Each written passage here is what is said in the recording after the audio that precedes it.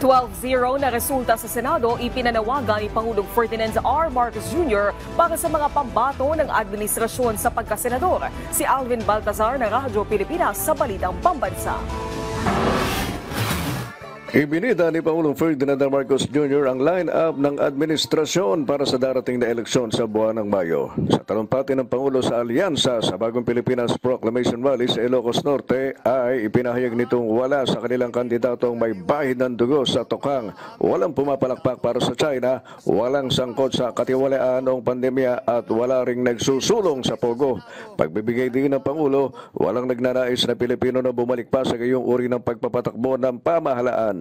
Kaya't sa sandaling makaupuan niya ang mga kandidato ng administrasyon sa mataas na kapulungan, nakatitiyak niya ang sambayanan na hindi makikilaw ang mga ito sa gayong mga bagay na iniwanan na at ayaw nang balikan. Dahil dito ay nais ng Chief Executive ay 12-0 na resulta sa Senado na kung saan ay lahat ng 12 kandidato ng administrasyon ay lusot sa Senado.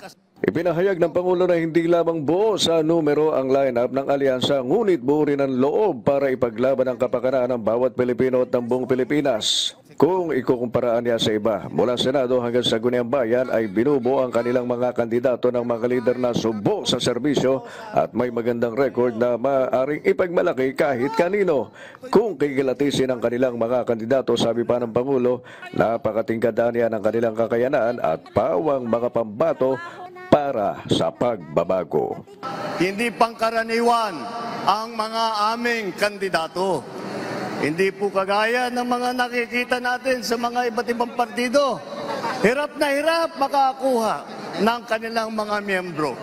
Ang aming pong ipinagmamalaki at pinaglalaban ay subok na at matagal nang nagseserbisyo sa publiko.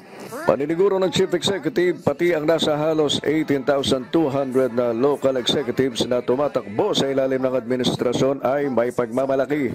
Tanging alyansa lang ayon kay Pangulong Marcos ang may kumpletong ticket mula sa senador hanggang sa sangguniang bayan ng pinakamaliit na bayan sa buong Pilipinas. Para sa Balitang Pambansa, Alvin Baltazar, Radyo Pilipinas.